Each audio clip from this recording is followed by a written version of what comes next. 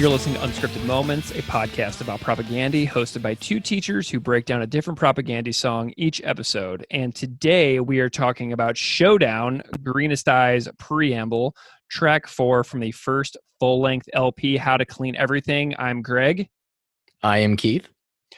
And we are here today to talk about a song, Keith, on the How to Clean Everything full-length, which was released on May 31st, 1993, 27 years ago, which is crazy. So this album came out when I was about 9.5 years old. What about you? Same. Nice. What's your birthday, by the way? I'm November 1983. March 8th, 1984. Oh, right on. Okay. So this record came out in Fat Records, and it's one of the oldest Fat Rec releases. If you're curious about the history of this particular record and its recording, Chris Hanna, the vocalist and guitar player of Propagandhi, told the entire history of the How to Clean Everything on his podcast, The Catastrophic Break from Consensus Reality. He talked about it in great detail on his episode about Haile Selassie. He released that episode number 2 of his podcast in November of 2018. And it's like an hour and a half of How to Clean Everything trivia. Keith, did you listen to the Haile Selassie episode? I did. Yeah, I think I really liked the reflection and introspection and willingness to go back and not just parse and apologize for ideas and missteps, but to break them down, to explain them, and to say that like what they were now uncomfortable with or what they regret. And that kind of just brought a maturity to an album that I don't love. Okay. Well, Keith, I know you did a little bit of research about this record. What did you find out about How to Clean Everything during your digging into this record that you have overlooked and not really listened to all that much in your years of loving Propagandhi? What did you find out about How to Clean Everything? So this is Propagandhi's best-selling album. Chris Hanna said that in an interview with Vice, and I think part of that, you have a big audience early on, and maybe not saying everything that you wanted to, or not saying everything that you wanted to the right way, and then kind of losing some of that crowd intentionally, which we'll talk about later, but perhaps unintentionally as music styles are changing, the punk explosion, right, kind of expands, but also in a way implodes once new metal comes around. But I found a couple quotes from Fat Mike, one in which he said, like, this album defined the Fat West Coast sound, almost. Politically, it said everything that a lot of us wanted to say, which I mean, it's easy to say that they're a smarter band than NoFX. Mm-hmm. And he even said, ranking it in his top 5 of Fat Record releases of all time. Wow. He said everything about it is great. Every song, every lyric, every chord. That's what he said about this record. But I also, thinking about that, like as either a fan or as someone who's unwilling to admit flaws, unwilling to look back with like a critical lens, which you and I are definitely going to do today. Well, and I know that there's a re-release and a remaster from the original analog tapes that came out in 2013. And if you buy the digital version on Bandcamp, there's like 19 tracks, including several bonus tracks, and some demo versions as well, which is really interesting. If you buy it on vinyl, there's 15 songs, so there's more on the vinyl re-release than there was on the original copy as well. When did you get How to Clean Everything? Oh, I bought this. This is the second album I got. So I started with Today's Empires, and I bought this afterwards. I remember being in my apocryphal Propagandhi superfan origin story, standing at Best Buy, a college freshman with How to Clean Everything and Today's Empires, and really not knowing which one to get. Those are the two they had, and going with Empires just because I like the art more, Mm. and it was a newer release. So I just thought like, yeah, maybe they're better over time. And when I went back and bought this later, I didn't know anything about the band. I thought it was a different singer. I was like, Mm-hmm. wait a second, this is so different musically. So this is not a band that I was listening to when this came out. You know, like the people who really connected to this, I was listening to my parents' Brooks and Dunn's tapes, Sure. or Crisscross and maybe Green Day or something, but Yeah. definitely not like legit good punk. So it kind of doesn't have that same either pivotal moment in my musical trajectory or that emotional connection.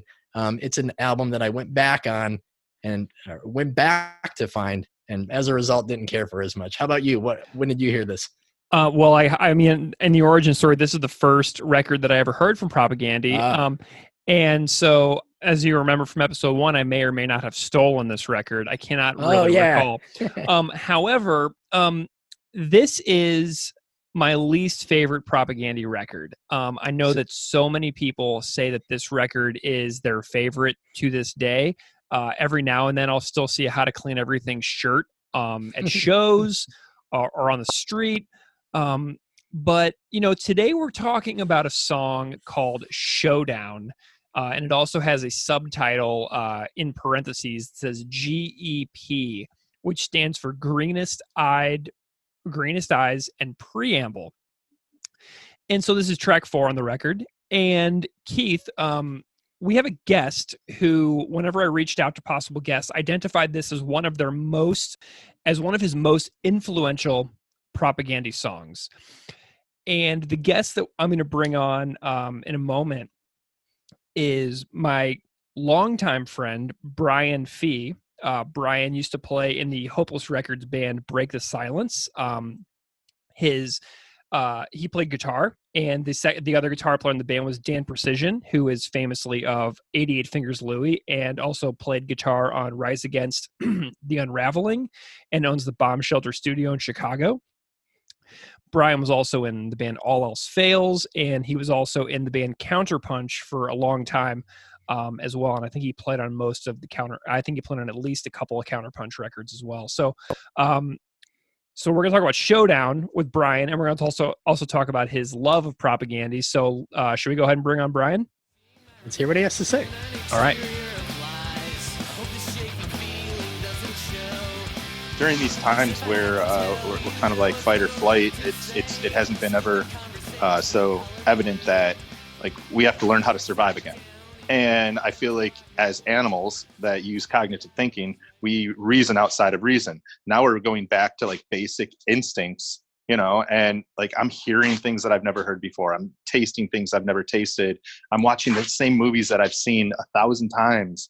And I'm seeing expressions I've never seen on people's faces, or just like the diction and stuff. So being able to go back and go to the original Propagandhi album that I was, introduced to was kind of a pleasure to do that, because so many emotions came out that maybe I took for granted, That's so interesting. And that's something that we are trying to do as well. Like every time we talk about a different song, we're trying to hear it in new ways as well. To hear it with a fresh ear, to go into a little more depth, like things that we skip over for years and years and we don't really know why. We're just going to skip. So I'm glad that you're experimenting as well with like revisiting the things that either have brought you joy for many years or seeing them with new eyes. I mean, that's just wonderful. I don't think it was intentional either. I think it's just one of those things where it was an instinct to like the human instinct to like survive again. We've been on autopilot for so long doing whatever jobs we've been doing or whatever, hobbies, anything we enjoy, but you get to a point where, instinct just it's different, Yeah. So yeah. Well, Brian, cool. So Brian, I want to introduce you a little bit. Okay. For all of our audience. So Brian Phee, formerly of Break the Silence, All Else Fails, and Counterpunch. Tell us a little bit about yourself for just a second. I'm like most Chicago musicians. I'm over 40. So many things I'm so proud to have done, and so many things I wish I had done. But yeah, music. Being 41 this year, it was really cool to grow up in the Chicago music scene, having the stalwarts of Slapstick, Alkaline Trio, Apocalypse Hoboken, Oblivion, and that's just like the Got my small. Lawrence Arms shirt here. Yeah, exactly. I mean, there's just so many great bands that came out of Chicago and then became other bands. So we definitely had enough at our fingertips, so. Well, when I was waiting for you to jump on the line, I was watching the All Else Fails reunion show from 2016 that Andy put on YouTube. Yeah. And I was like, that opener 17 came on, and I was like, this is great. And so it's just like a nostalgic trip for me, seeing you guys perform that song for years in two bands. Oh yeah, no, I actually wish we had done that a few years later, because I think mentally I would have been in a better place, just being able to appreciate it more. And I think at that point it was like, oh yeah, cool. But now I'd be like, oh yeah, definitely. Yeah, nice. Well, Brian, you're a musician to me, and we've hung out like socially a bunch of times over the years as well. And you're a musician to me that transcends genre. Like you appreciate, like you're a genre bender as far as your musical tastes.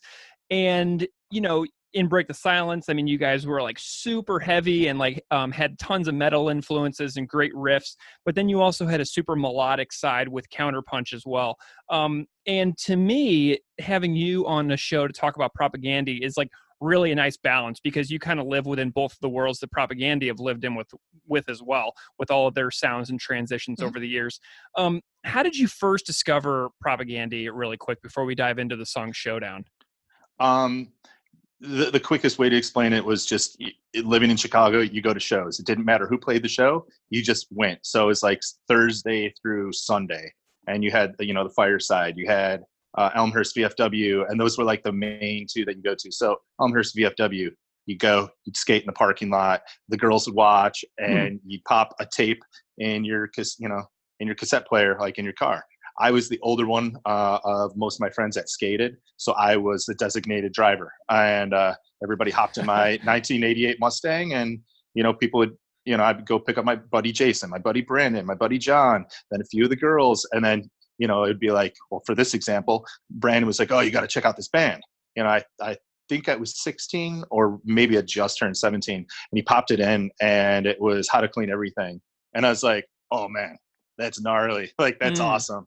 And I just fell in love with it. I mean, the band that I was really stuck on right before that was Apocalypse Hoboken. So I kind of liked that. I liked the graveliness, the gravel, that Chris has, but I like melody. I grew up as a 80s hair metal fan. So that's just like choir, So to hear Chris have that like emotion, that growl, that grovel, but also like hit those notes like no one else. And then to learn that he's doing it while playing guitar, and then trying to do that as a guitar player myself, just the respect went, through the roof. When you discovered the band, had you already been playing guitar for a while yourself? Yeah. I mean, I learned when I was younger, acoustic guitar, you play in church or something like that, like 12 chords. But I revisited the idea of, hey, you know what, maybe I could do this. When I was like 14 or 15, took a few lessons, and actually the guy who was teaching me his name was George Bayless, and he was one of the guitar players for UFO, actually. And he kind of told me, he's like, look, I don't want to waste your time, so you let me know what you want to get out of this. And it's a 45-minute lesson. I was like, well, I want to learn the bands, like these bands like Apocalypse Hoboken, Propagandhi, Green Day, whatever it is. I want to learn how to play their songs. And he goes, okay, well, I got a deal for you. We spend 25 minutes of me teaching you the songs, and then we spend the rest of the time, I'm going to tell you what those parts of the songs are, whether it's an arpeggio or, what scale, what key it's in, stuff like that.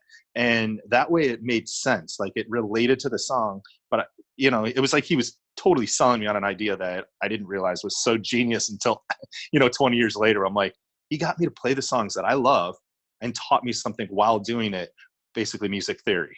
So that's basically how I got back into guitar. And then he's like, you're pretty much good, go on your own, or, really, really study and become like amazing. And I was like, I'm lazy, I'm going to do it on my own. Did you feel like How to Clean Everything grabbed you fully into Propagandhi as a fan, or did it take until any of their later records, or did that one really just draw you in right away? No, I was a fan like immediately. I sported every single shirt through.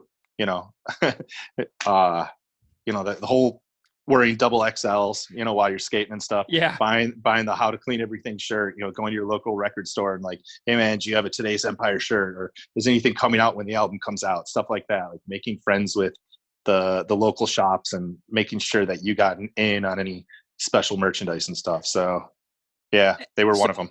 As like a longtime touring musician, do you have any like Propagandhi stories from like the road or like seeing them that really stand out to you or anything like that? Two in particular. One really just short story. It was just getting to see Propagandhi with J Church. I can't remember who else played that show, but it was at Congress Theater in Chicago, and I actually went with Andy, former All Else Fails and Counterpunch singer and guitar player, and we just stood in front, literally like our chins on the stage like that, and just gawking like we were like little boys like gawking at a girl watching Chris. And that was during his Mesa Triaxis era, and he was just ripping, shredding. That was Today's Empire, Tomorrow's Ashes tour, and me and Andy just look at each other and we're like, we're gonna go burn our equipment now. Well, there's no way we could ever be that good. And I remember Chris breaking a string on the last song, and I'm forgetting the name of it, but I believe it's the last song on Today's Empire, Tomorrow's Ashes, with Purina the solo. Hall of Fame. Yeah, Purina Hall of Fame. And he broke a string at the beginning of that solo, and he still like played it. Yeah. Like, and I was like, wait, how? Like, I just laughed the whole time. So that was one cool thing to see, as like an aspiring musician. You're looking at a band and a musician that might not be a household name, but to me, I was like astonished that he's not, because he is that good of a musician. Mm-hmm. So that was one of the stories. Nice. Do you have another one you said too? The other one, it just a really quick little story, but I was fortunate enough to play with Break the Silence at South by Southwest. Avenged Sevenfold backed out, Hopeless hit us up, and they were like, hey, we're interested in possibly signing you. You guys want to come down, and we'll take care of all expenses, and you'll play a show. And if we like you and we sign you from the show, cool. If someone else signs you, we're going to ask to be reimbursed for stuff. If no one signs you and we don't like you, then you had a good trip. Nice. Sweet. So the day before our show, or night before our show, was the Rock Against Bush show tour. But right before that show, was an 1 hour like pre-party put on by Fat Records, and Fat Mike was footing the bill for all the drinks for for 1 hour only. So we go there. I have some passes and stuff.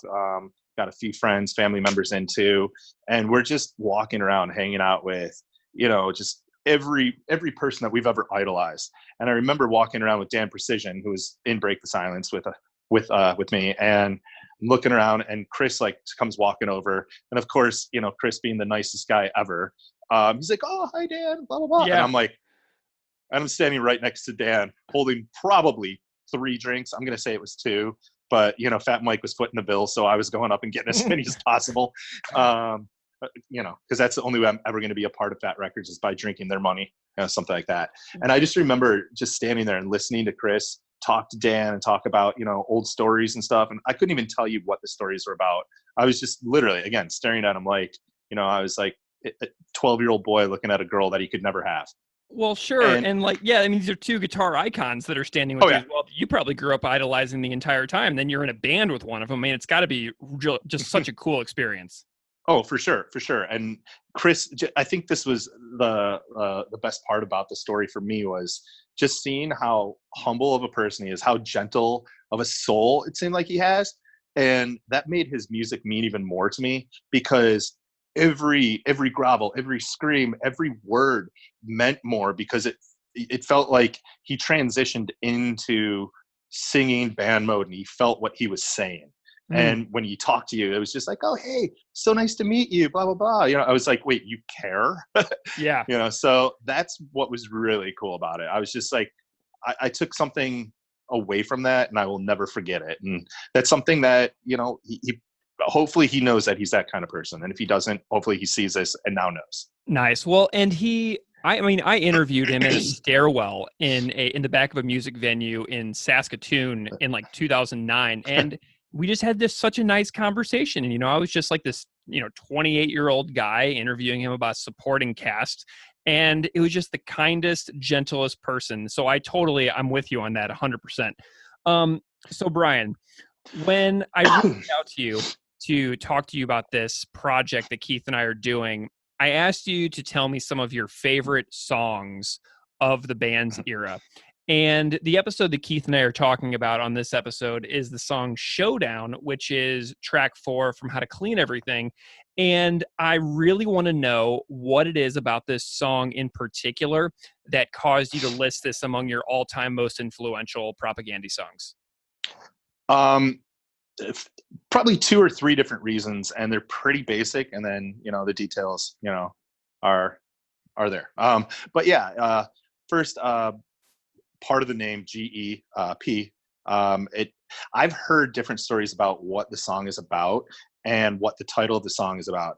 I don't know what to be factual or not, but I was able to take something from it. One is Green Eyes, and I forgot what P stood for. Preamble. Yes, Preamble. So and Green Eyes was John, and Preamble was Chris. I've never fact checked this or anything like that. But I've heard that it was kind of like Showdown was like, whose lyrics are going to be better, which one's going to fit better. But they also had a similar story to be told from totally different eyes, different stance in life. It's kind of like someone who would say, we went down 2 different paths in life, but somehow we're living in the same house together, like a husband and wife. Like, it's those details that what you've gone through, but you've basically gone through the same thing. It's just, a different story along the way. And I feel like that's what Showdown is about. That's the base. Is there anything about the music, not the lyrics, but like the music and the riffs and the performance that, latch on to you as a musician? I've always liked production. I've always liked thickness, heaviness, the 80s metal with that like really like clean vocals or gruff vocals, but hitting notes and things like that. And I felt like this song had it all, especially after, you start off with Anti-Manifesto, and then it just like blasts you through, 2 other songs, and you're like, okay, they could do this. They got multiple singers. They got totally different ends of the spectrum, lyric wise and stuff. And then you get to Showdown, and it's like, okay, you're kind of slowing it down a little bit. You're giving me some thickness. You're giving me some gruffness. You're giving me John on vocals as well. And you're also slowing it down where I could start as like a 16, 17-year-old, I could start to figure out what those like phrasings are in on the guitar. Because they, most bands have a style. That song fits within their style. It was just slowed down enough for me to really like grasp it. And then I don't know if that was my first attachment, but looking back from now to then, I would say that would have been my attachment. It was being able to dissect it a little bit easier. Nice. So did you ever learn how to play this song in particular when you were learning the guitar? Oh yeah, I'm sure every band that I've ever been in got sick of hearing it, because I was just like, and they're just like, okay, we know you know how to play sound check. So yeah, sound check every night. Exactly. How do you feel about the John era of the band? So Keith and I talk about different eras on the show every week, and this week is a song from the John K. Samson era of the first 2 full-length records. How do you feel about the John era in general as opposed to the other 5 records? I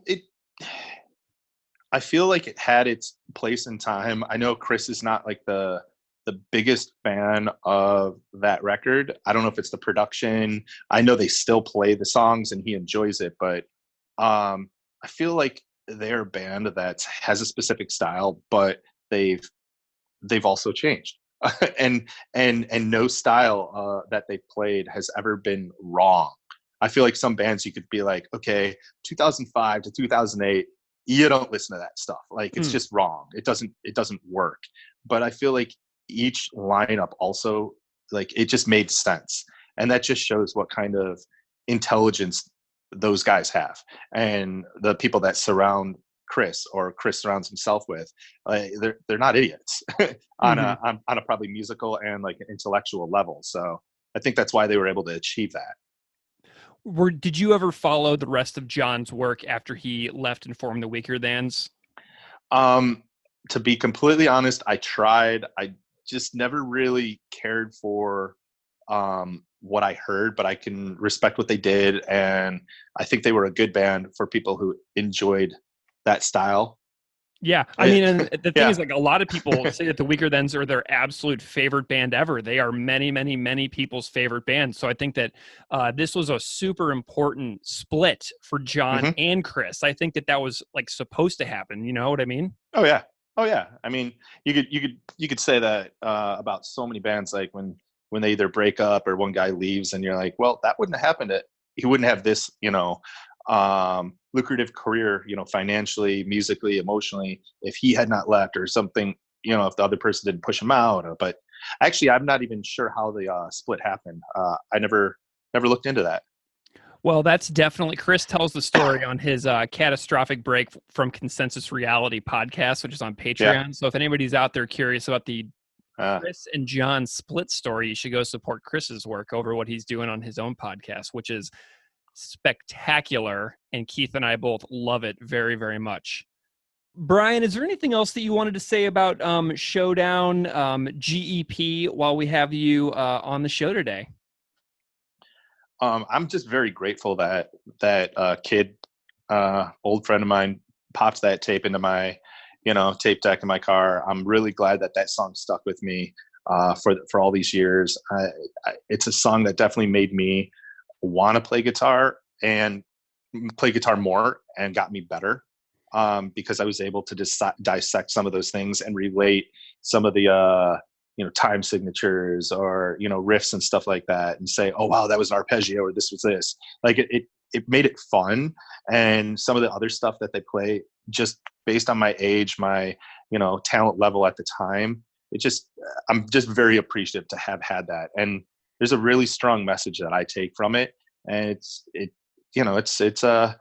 I think it's very topical also nowadays too. Just like keeping your mouth shut, and unless you want to open your mouth, but then we're gonna say you have freedom until we take it away.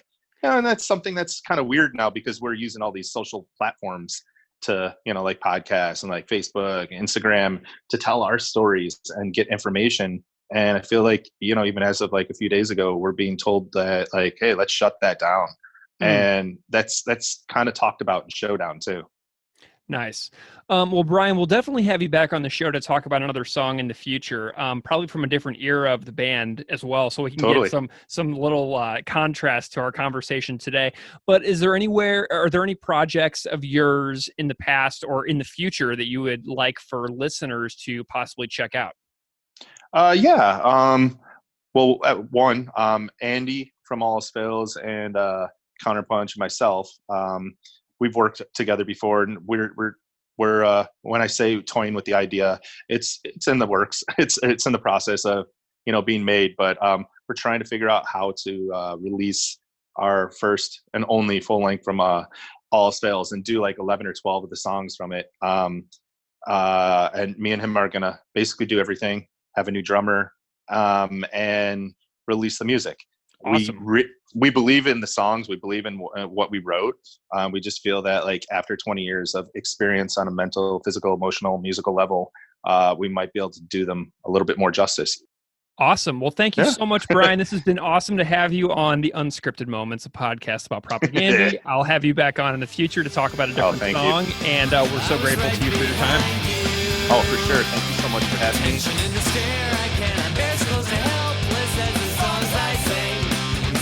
All right, so that was Brian Phee talking about his love of Propagandhi, his history of learning about the band, why he loves the song Showdown, what it means to him. Keith, what did you think about the episode or the interview with Brian?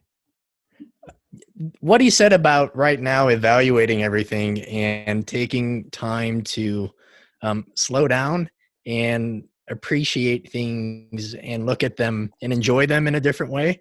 I think that perhaps makes me want to be more supportive and more, not necessarily blindly complimentary, but just really appreciate the art and the culture and, all of the positive things that I have in my life that helps me kind of figure out this really unusual, uncertain time. I do want to talk about like his explanation too, with the two different parts maybe kind of butting heads. And I think that that's definitely a pretty solid interpretation. What do you think? What stood out to you, Greg? Well, Brian and I have known each other for a long time. I met him when he was playing guitar for Break the Silence back in 2004 when their record Near Life Experience came out, and they were on tour with the Wilhelm Scream and much the same. And it was a great tour, and I've liked hanging out with Brian for a long time. And I love Brian's energy. Brian always has a lot of really positive energy to say about the art that he loves. And I have vivid memories of like driving around with Brian, just jamming in his car in Chicago. And there's nothing like driving around Chicago on a summer day, listening to insanely loud heavy metal music. So anyway, that was just so cool to have Brian on the show to talk about his song and the song Showdown. And I like that he likes this song and that he picked this song, because I needed Brian and his positivity to help me come around to see this song in a new way, because I've never felt positively towards this song in particular. So having Brian tell me why he likes this song in particular is really helpful for me to always expand my own point of view with regards to art, because it's really easy for non-artists to poo-poo and to talk down on other people's work. And I don't think that the band Propagandhi would particularly say that this is one of their best songs, but having Brian say why it was important to him was really cool for me, because it helped me, not just like hate spiral on this song. Do you know what I mean?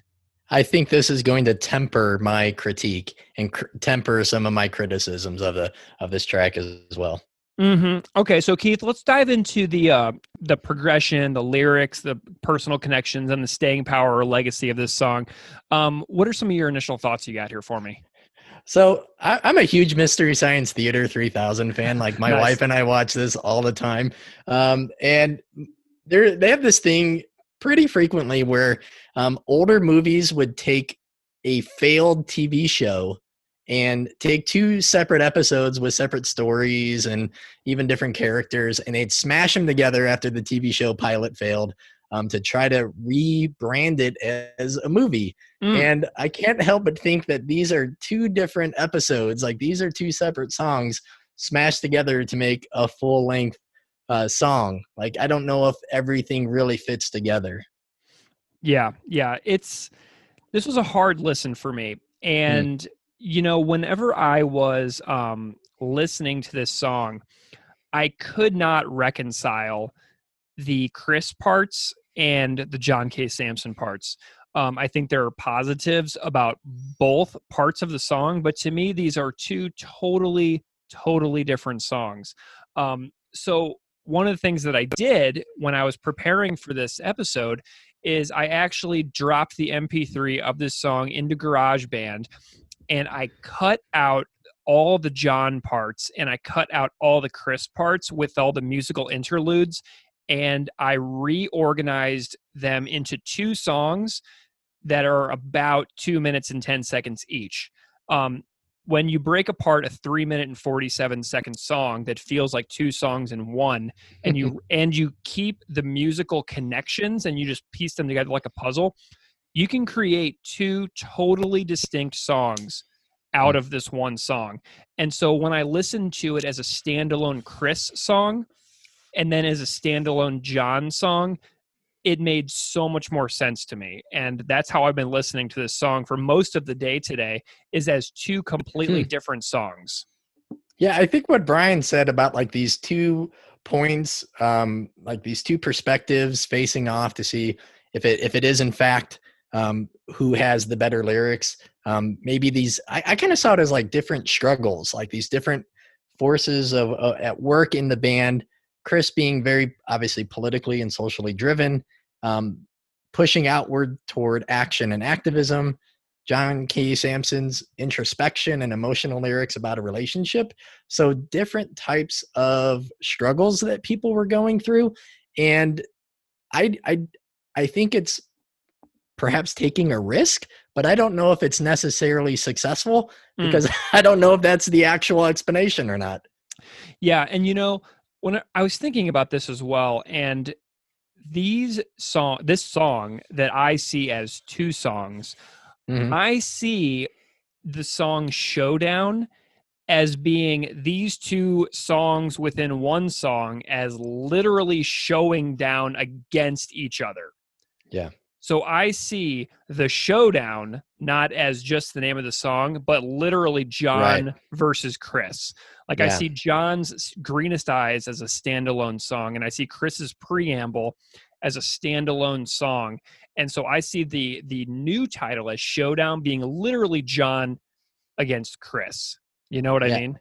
Rather than a person against society or a person against some like relationship or partner. Mm-hmm. Yeah, absolutely. And so, this is a really intriguing song if I think about it as a showdown of John versus Chris, because you have Chris Hanna, who has gone on since John left the band to make the records Today's Empires, Tomorrow's Ashes, Potemkin City Limits, Supporting Cast, Failed States, Victory Lap.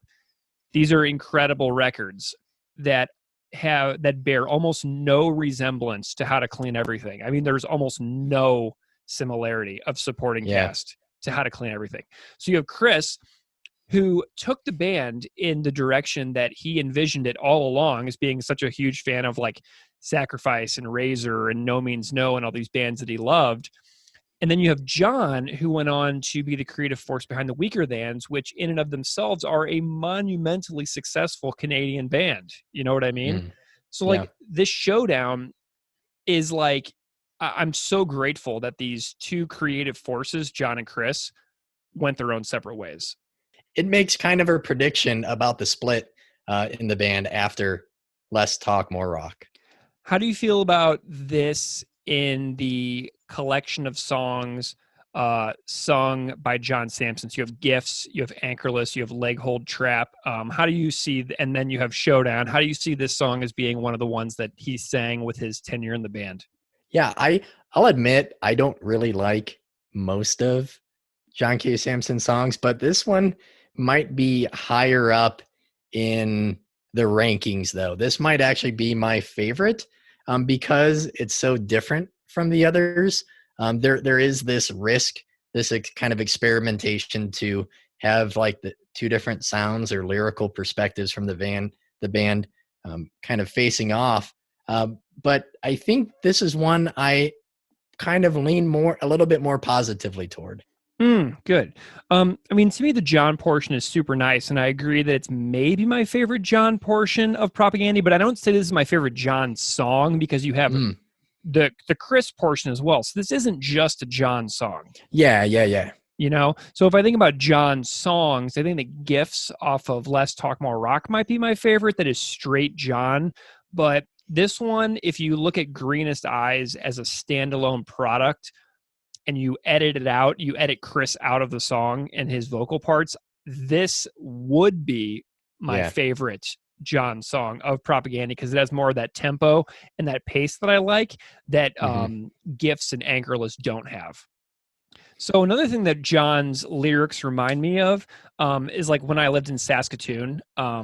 So John's lyrics and his vocals come in and, I don't know if you've ever heard, I don't know if you know anything about Winnipeg, but there's a section in downtown Winnipeg at the intersection of Portage and Main, which is legendary in Canada. And it's supposed to be among the coldest and windiest spots in all of Canada. And Propagandhi being from Winnipeg, John sings the song, "Waking up each morning with confusion in my eyes, the wind is biting through to wave hello."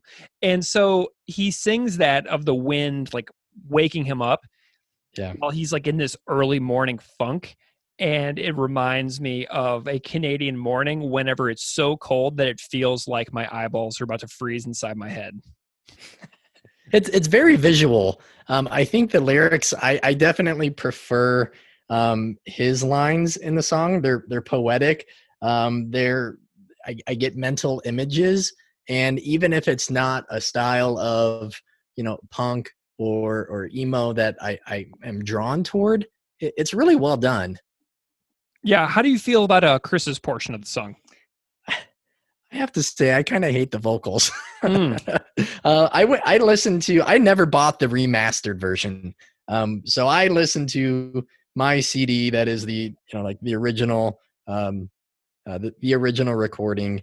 And I pulled up the remastered version. And while I thought it sounds a little better, it didn't do enough for me to completely change it. But I prefer, because of that, not liking Chris's section and his vocals, I definitely prefer John K. Samson's.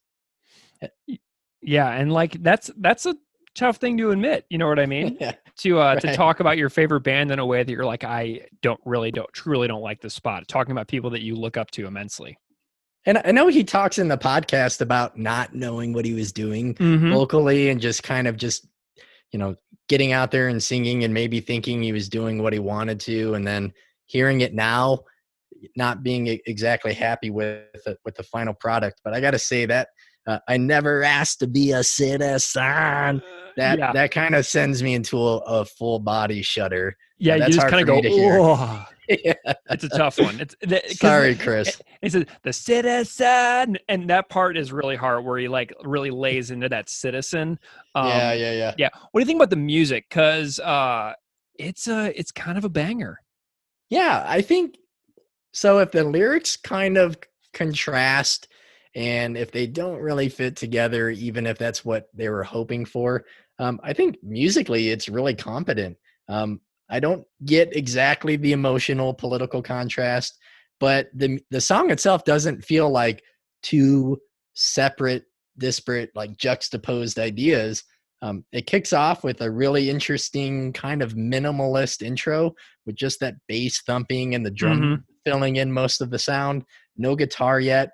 It kind of jumps into a catchy verse. And for me, I think it, like, musically, it's aged better than a lot of the other parts or songs in the album. And I think there's a really fun and memorable bridge. And the music works under both singers. I just don't think the singers and the lyrics work well together. Mm-hmm. You know, I'm really shocked that everybody involved in this project allowed this song to remain the way it was on the final record. I'd really love to know what Fat Mike's thoughts were, because I know he was the producer on the sessions. I'm really curious to know what Donnell Cameron, who recorded the sessions, thought of this. I'm really curious to know about Chris and John's thought process on how they kept these two very, very distinct ideas as one song. And maybe I just don't know what I'm talking about. Do you know what I mean? Like maybe there's just something that I'm entirely missing here, where some super fan is going to write and say, you morons, you forgot to say XYZ, which I'm totally happy to admit that I very well may have missed the point. Let us know for sure. I think ultimately the fact that they took this risk and making a song that is unique in this way, other bands might have leaned on this a little bit more. And I could see a lot of other bands doing this to the point of gimmick. So I think while I don't have a ton of positive things to say, musically and lyrically, it's a little bit of a breather. The song provides a little bit of a breather, like a pause, because you're hit over the head with so many musical and lyrical ideas in the first part, the first three tracks. And then this one kind of allows you to kind of take a break a little bit. You know, the music isn't as intense. And while the other breather songs on the album, whether that's Ska Sucks or maybe are a little too goofy and, comical, then this still being a serious track. Yeah. Well, and I was also thinking about some of the other lyrics as well. And I went to Propagandhi's website and I looked at the lyrics on the website, and I saw that on the website, the lyrics read, "We spoke our minds too clearly. We assumed fundamental rights were inherent, not as pawns, but humans." And they have humans spelled as HUMYNZ.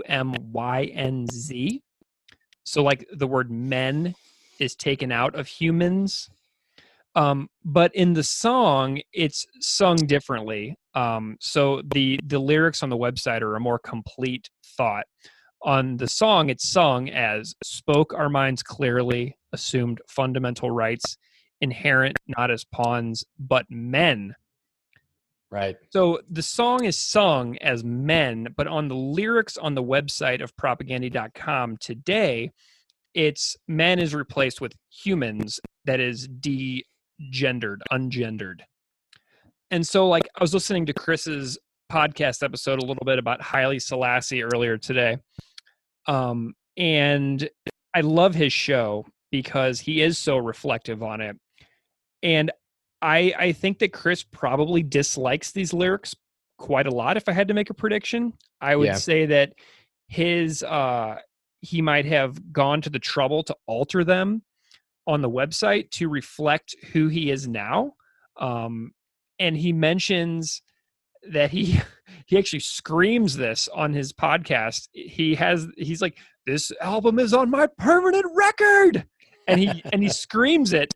And then he like swears a bunch, and it's really a comedic moment. But this is probably one of those moments where he's like, I can't believe this is on my permanent record.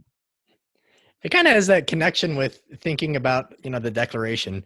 We hold these truths to be self-evident that all men are created equal. And now kind of revising that and thinking about that differently, and trying to look back and see how inclusive and how supportive those early lyrics were or weren't. Mm-hmm. Well, and as you and I are both history and social studies English teachers, there's a really interesting moment in this song as well. And I know this is a teachable moment for you, where Chris sings, I never have, I never will pledge allegiance. What does this particular line mean to you as a teacher in the United States today?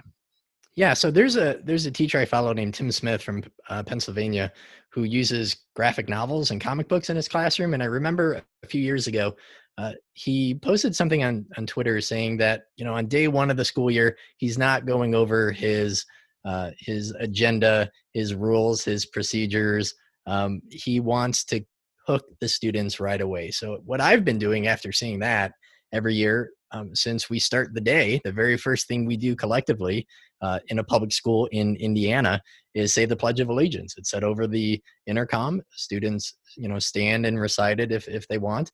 And I kind of start off class by asking them what they know about it, if they are able to sit, if it's okay to not participate in the pledge, whether they know about the history. So we get into some pretty in-depth document analysis, from Supreme Court cases to newspaper articles to reading about the history of the guy who wrote the Pledge of Allegiance, Francis Bellamy, who was a Christian socialist who wrote it for a magazine company in hopes of selling flags to schools. Wow. And students don't know this, and they don't know that in a public school, they can't be forced to stand.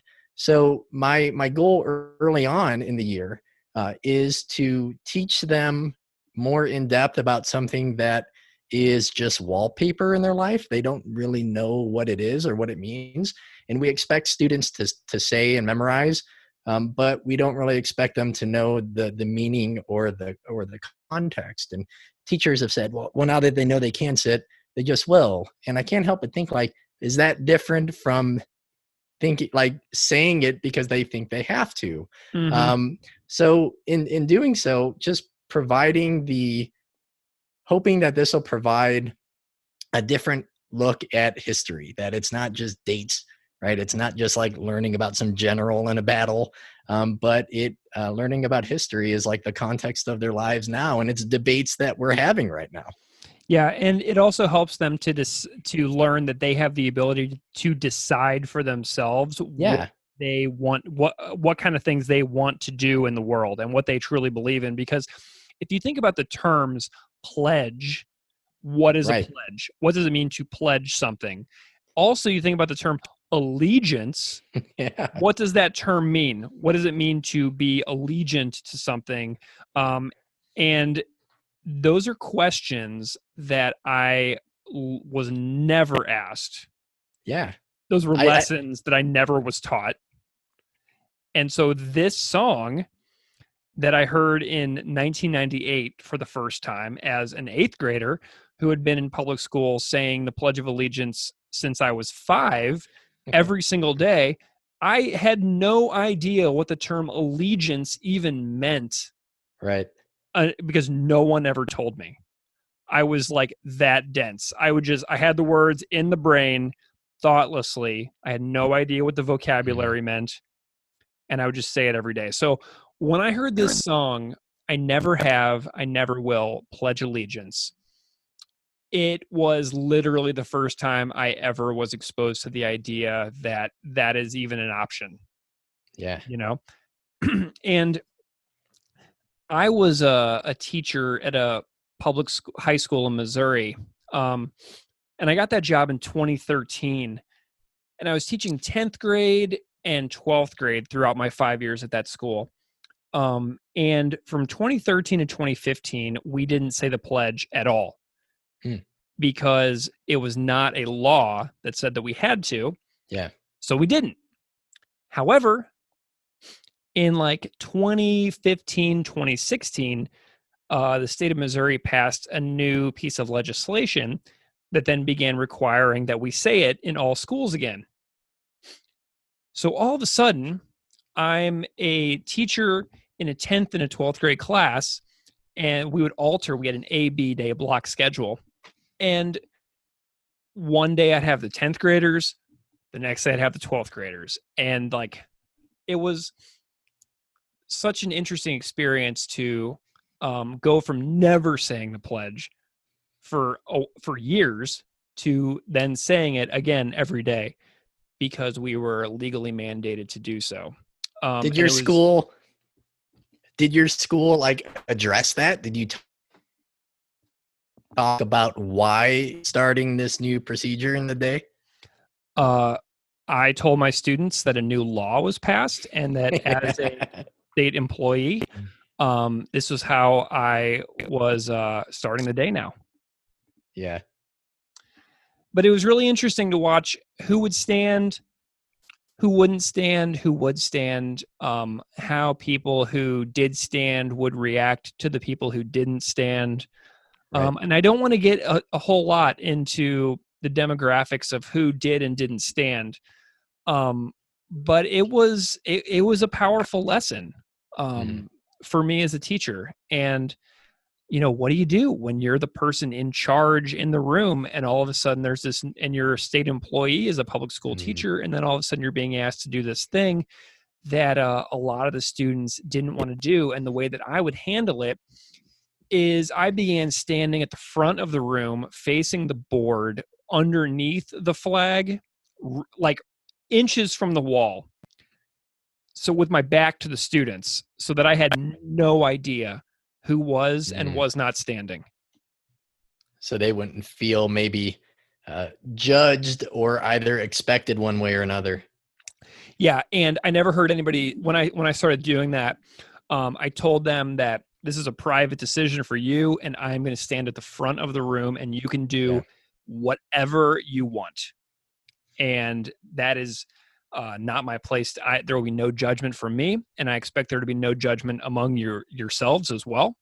And I never had a problem, but it got a lot more comfortable for me during the pledge whenever I would stand at the very front of the room, facing the board under the flag, where I couldn't see a single student from my vantage point. Yeah, we discussed it. We didn't debate. I don't necessarily like debate too often because it's more about who's right rather than different perspectives. And we discussed what it meant to participate and what it meant to not. And interesting, like most students basically said that they thought that if you were not going to participate, you should have a reason. And my only caveat with that was always for students to be aware to know that they didn't have to have one. Mm-hmm. Well, and I think that a reason to not to is if you don't know what the word allegiance means. Right. Do you know what I mean? Like whenever I was a 7th grader, if I wasn't such a dummy, if I had said to somebody, what does allegiance mean? Sure. I never did because no one else was asking questions like that. and I didn't know. So like, I just never knew. But I think that now a really valid reason to not do it is if you don't know what the terms are. So that's just me. I mean, I could define the word now, but even as a 36-year-old, I don't know if I really know what it means. It's a heavy word. And like, I know that Chris in Propagandhi, like I know one of his parents was military in Canada and that he grew up on an Air Force base.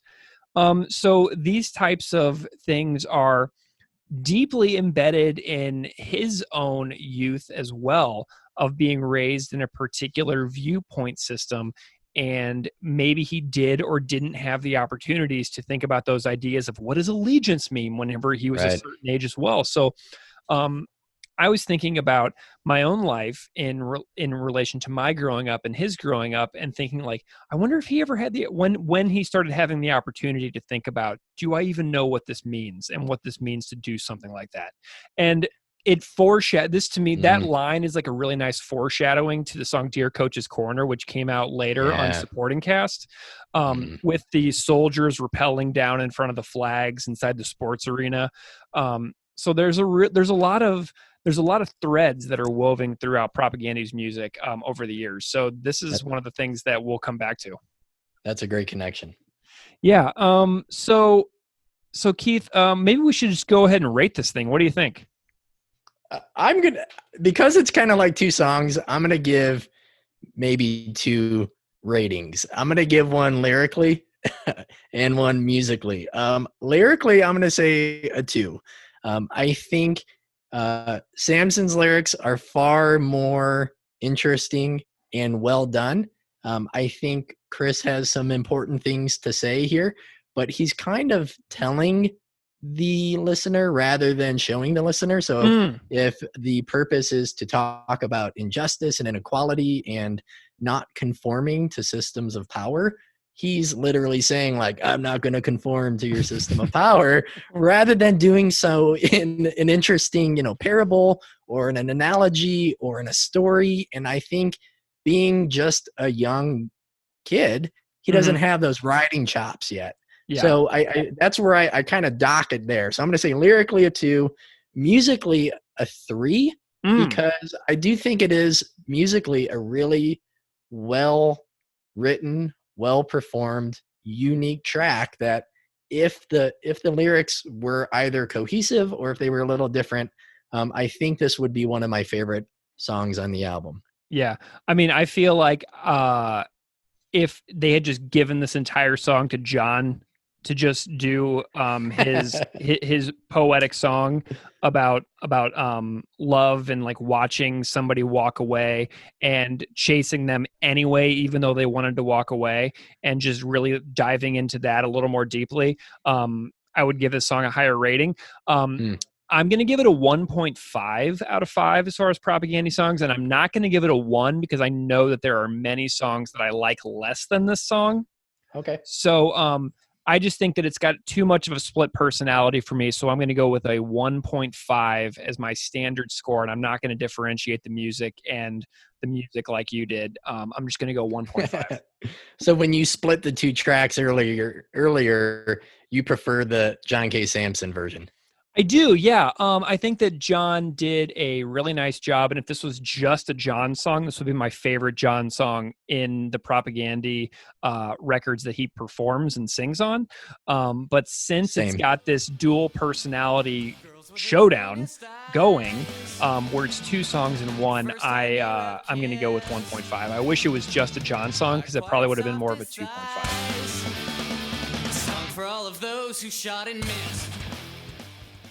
Unscripted Moments, a podcast about Propagandhi, is created, hosted, and produced by Keith Goff and Greg Soden.